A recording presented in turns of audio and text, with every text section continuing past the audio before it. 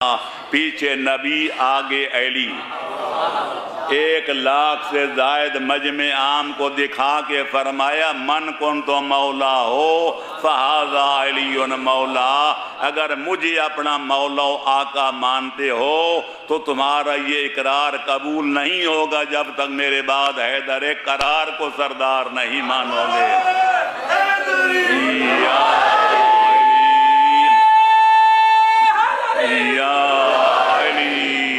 بس میرے دوستو عزیزو بزرگو، ادھر پیغمبر اکرم نے علی کی ولی عہدی کا اعلان فرمایا، ادھر خالق نے اکبر نے وحی کی ڈوری ہلائی، الیوم اکملت لکم دینکم، آج کے دن دین مکمل ہو گیا۔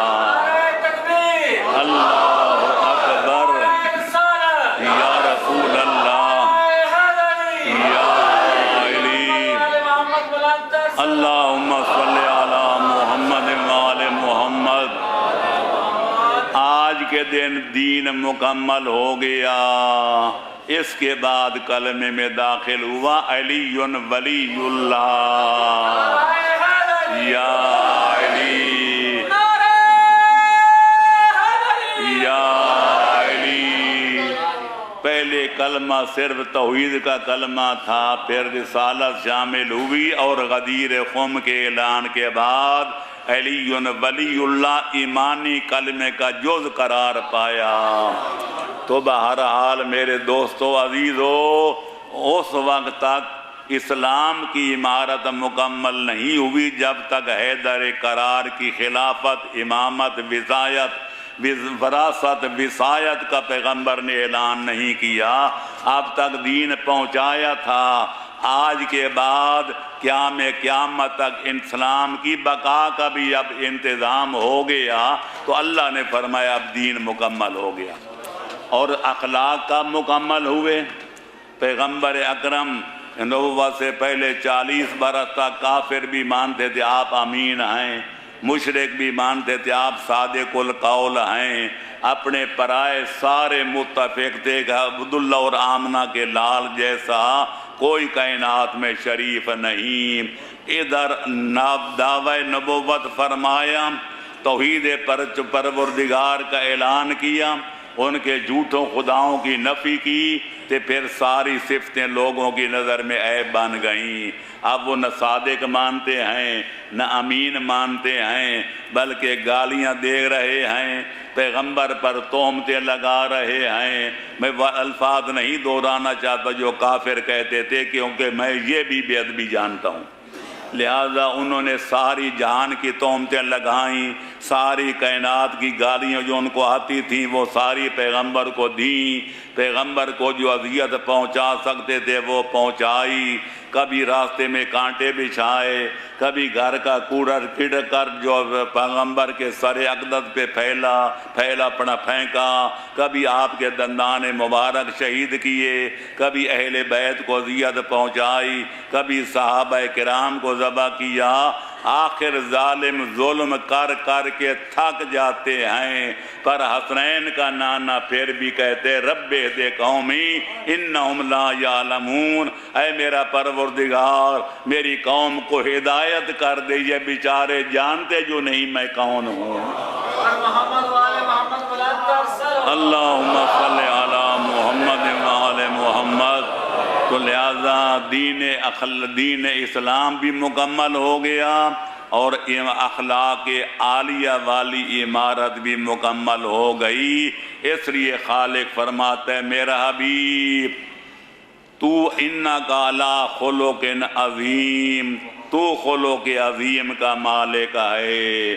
تیرے خلق عظیم کا نتیجہ یہ ہے کہ منکر آتے ہیں، تیرے اخلاق عالیہ دیکھ کر کلمہ اسلام پڑھ کے واپس جاتے ہیں، دشمن آتے ہیں دوست اور جانثار بن کے واپس جاتے ہیں، قاتل کے ارادہ سے آتے ہیں خود جانثار بن کر واپس جاتے ہیں، بے ایمان آتے ہیں مومن بن کے جاتے ہیں۔ لو کنت فظا غلیظ القلب، میرا حبیب اگر تو بدخلق ہوتا تو کوئی بندہ تیرے ارد گرد نہ آتا، سارے اپنے بھی چھوڑ کے چلے جاتے، لیکن دن بدن اسلام پھیل رہا ہے تو تیرے اخلاقی عالیہ کا نتیجہ ہے۔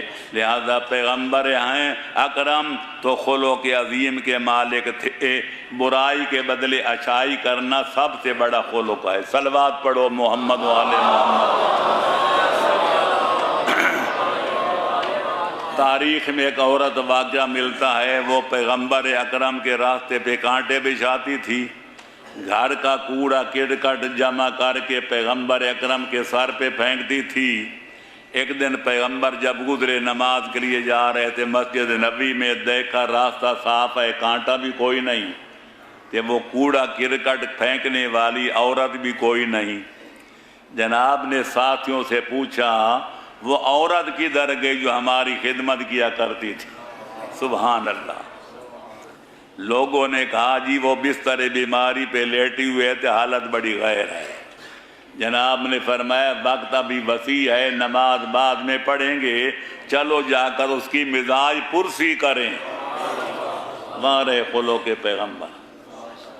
پیغمبر اکرم اس کے گھر داخل ہونے لگے، اس نے دیکھا کہ پیغمبر بھی آ رہے ہیں تو ساتھ صحابہ کی فوج بھی ہے، وہیں سے چلائی چیخی، پھوکا پھیکا نام لے کے پیغمبر کا کہا آپ نے دیکھا میں بیمار ہو گئی ہوں تو مجھ سے بدلہ لینے کے لیے آ رہے ہو، پہلے کیوں نہ لیا؟ جناب نے بڑی نرمی کے ساتھ فرمایا میں تو سے بدلہ لینے کے لیے نہیں آ رہا، میں تو تیری مزاج پرسی کرنے کے لیے آ رہا ہوں۔ کوئی میرے لئے اللہم صلی علی محمد و آل محمد، کوئی میرے لئے کار خدمت ہو تو بتاؤ۔ جب پیغمبر اکرم کا یہ خلق عظیم دیکھا تو کہنے لگی جناب میری ساری بیماریاں دور ہو گئی ہیں، آپ مجھے اسلام کا کلمہ پڑھائیں۔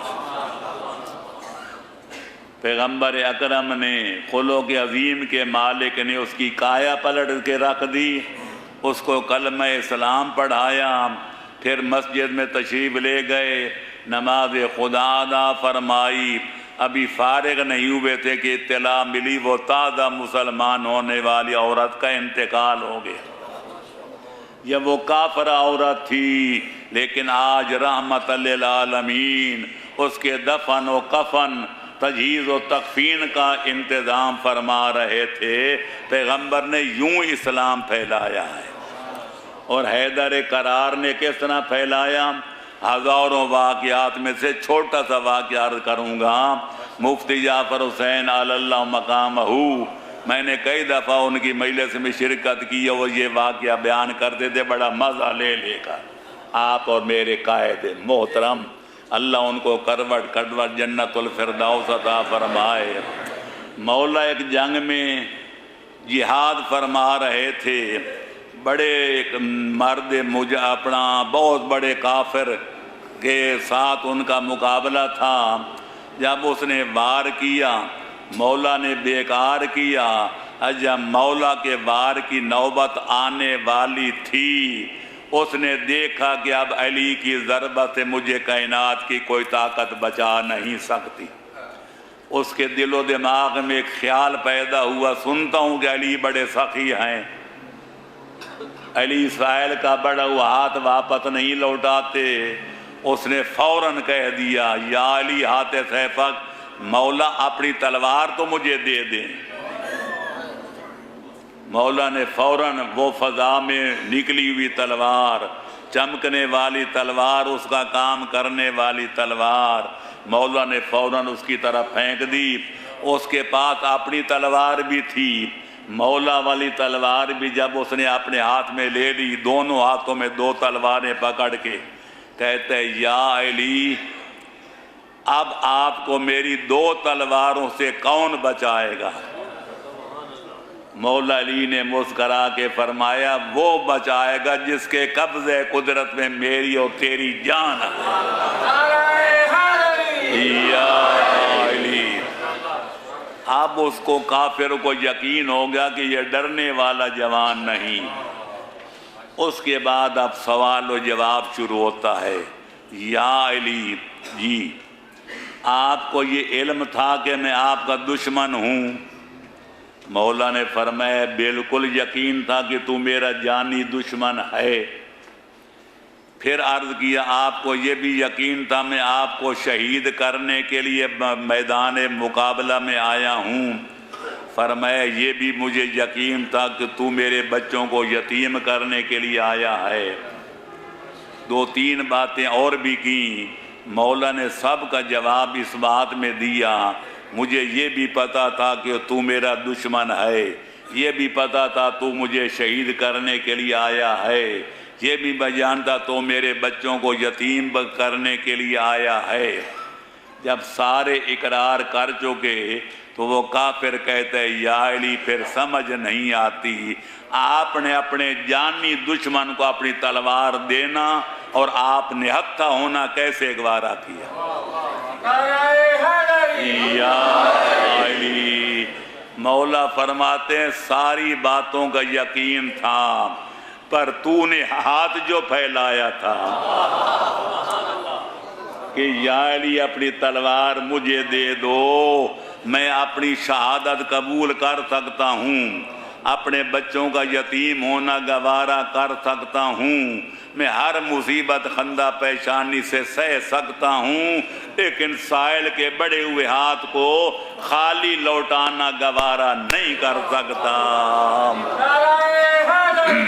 یا علی اللہم صلی علی محمد وآل محمد۔ کافر نے دونوں تلواریں پھینک دیں اور کہا یا علی مجھے کلمہ اسلام پڑھاؤ۔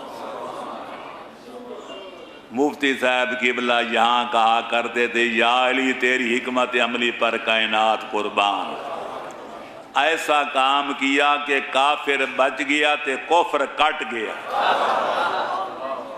جو پہلے کافر تھا وہ مسلمان بن کے بچ گیا کہ نہیں؟ کافر بچ گیا تو اس کا کفر کٹ گیا۔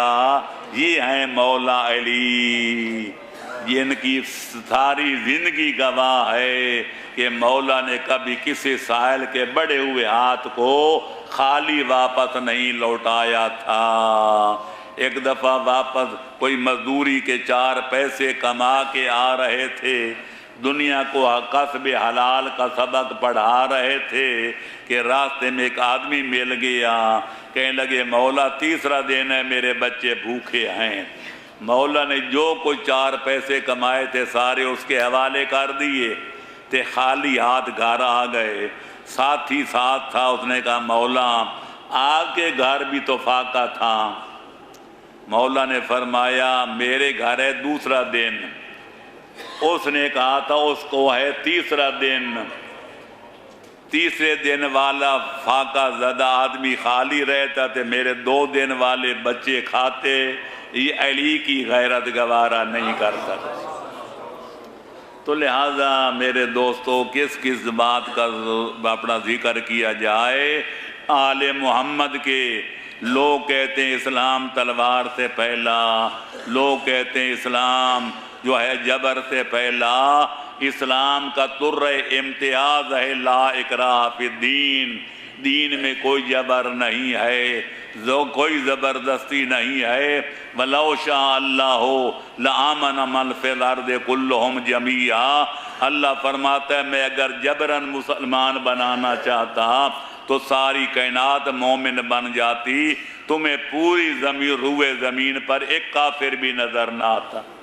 لیکن ہم دیکھتے ہیں کہ کافر زیادہ ہیں، بے ایمان زیادہ ہیں، مومن تھوڑے ہیں، تو اللہ فرماتا ہے میں چاہتا ہوں اپنی مرضی سے ایمان لے آئیں، اپنی مرضی سے کفر اختیار کریں، میں جبر کرنے کا روادار نہیں۔ اور پیغمبر اکرم جو بڑے حریص تھے، رات دن محنت کرتے کہ لوگ مومن بن جائیں، مسلمان بن جائیں۔ اللہ نے ایک بات تو یہ فرمائی کہ میرا حبیب جتنا حرص کرنا ہے کر لو، جتنی جد و جہد کرنی ہے کر لو، جتنی قد و کاوش کرنی ہے کر لو۔ فما اکثر الناس ولو حرصت بمؤمنین، میں خدا ہو کر تمہیں بتاتا ہوں جتنی محنت کرنی ہے کر لو، اکثر بندے پھر بھی بے ایمان رہیں گے، یہ مومن نہیں بنیں گے۔ لہذا ایک اور جگہ فرمایا افانت تکرہ الناس حتی یکونوا مؤمنین، میرا حبیب تم لوگوں پر جبر کر کے مسلمان بنانا چاہتے ہو؟ نہیں، میں جبر کا قائل نہیں۔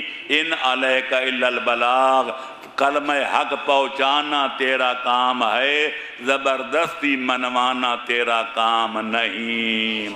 تو پتہ چل اللہ اکبر، ٹھیک ہے یا علی اللہم صلی علی محمد وآل محمد۔ اسلام بھی جبر، خدا رحمان بھی جبر نہیں کرتا، نبی آخر الزمان بھی جبر نہیں کرتے، حیدر کرار بھی جبر نہیں کرتے، ائمہ اطہار بھی جبر نہیں کرتے۔ اللہ فرماتا ہے انا ہدیناہ السبیل اما شاکرا و اما کفورا، ہمارا کام ہے نبی و امام بھیج کر لوگوں کو راستہ دکھانا۔ اب جس کا جی چاہے وہ مومن بن کے جنت میں جائے، اور جس کا جی چاہے وہ کافر و بے ایمان بن کے جہنم کا ایندھن بن جائے۔ میں کسی پر جبر کرنے کا ارادہ بھی نہیں کرتا۔ وما ربک یرید ظلما للعباد، میں اللہ کسی بندے پر جبر کرنے کا، زبردستی کرنے کا ارادہ بھی نہیں کرتا۔